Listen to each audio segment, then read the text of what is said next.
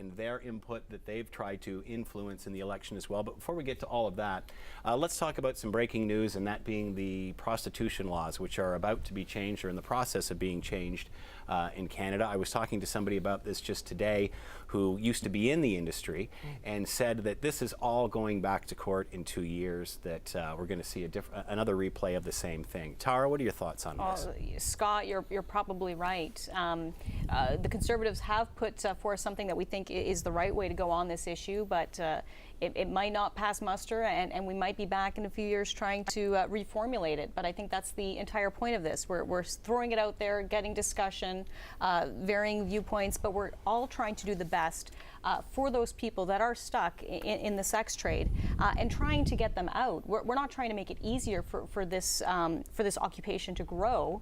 I don't think any of us would want that, but you have to prosecute those that are buying the product. Some say that this is just the Conservatives' way of pushing it onto the back burner and dealing with it at a later date. I don't think so. I think that we're trying to talk about it.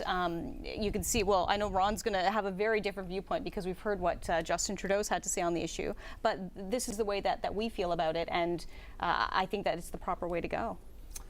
Well, I don't know. I'm just going to give you what I think about this whole thing. As long as there are penises and vaginas, you're going to have prostitution. I've said this before, and I'll say it again. Look, they can't advertise for it. They can't give it away for free. There's really not much bite in this legislation at all. So this is going to go back to the Supreme Court for sure. Your thoughts, Juanita? I think anytime you talk about legislation that's going to do things like create an age of consent in terms of legality, I think that's a step in the right direction. You want to make sure that individuals who are involved in a transaction are of age to do so. In Hamilton, men and women, female and male sex workers are victims because they're so vulnerable. They're operating under the radar, in cars, in people's basements, always trying not to get busted. If everything was legal, you could create a safe environment. I think that would be the way to go. And get them away from schools. Do you think the majority of sex workers are victims? I believe so. You know, I feel that many of them are doing it because they need to. They need to feed their families. They've got children. They feel that it's their only option. Perhaps they're forced into it by someone else. So instead of making it easier to have to live in this type of occupation, I think that we should be doing more to educate, to help fund programs to get people out of this situation.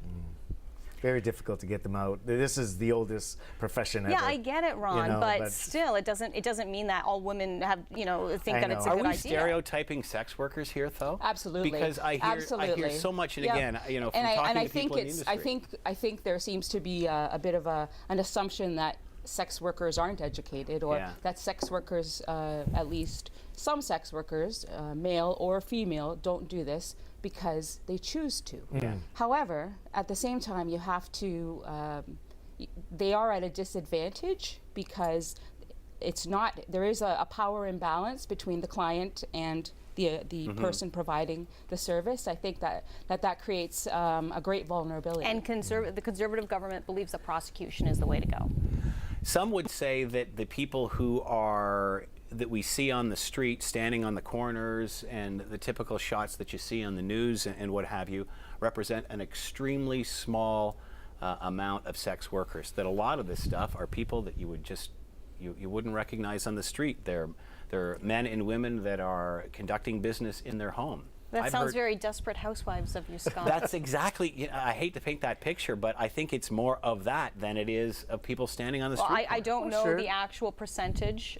Check View magazine. That do it one way or the other, but I mean, I can't stray from my viewpoint that I don't think that a majority of the people in this industry want to be in it. Oh, I don't think they do at all. I think it's a matter of individuals who are preyed upon. If you look at the Aboriginal women issue that was brought up recently, where you have hundreds, if not thousands, of women that are preyed upon because it's illegal and they have to live under the radar and operate under the radar. Without legalization, that will continue. And it's, even though of course, with men and women, this is an issue, it is more of a woman's issue because there are more women. I'm sure this is a story that we'll be talking about in the weeks to come as this does end up back in court in the future. All right, Tuesday's leadership debate.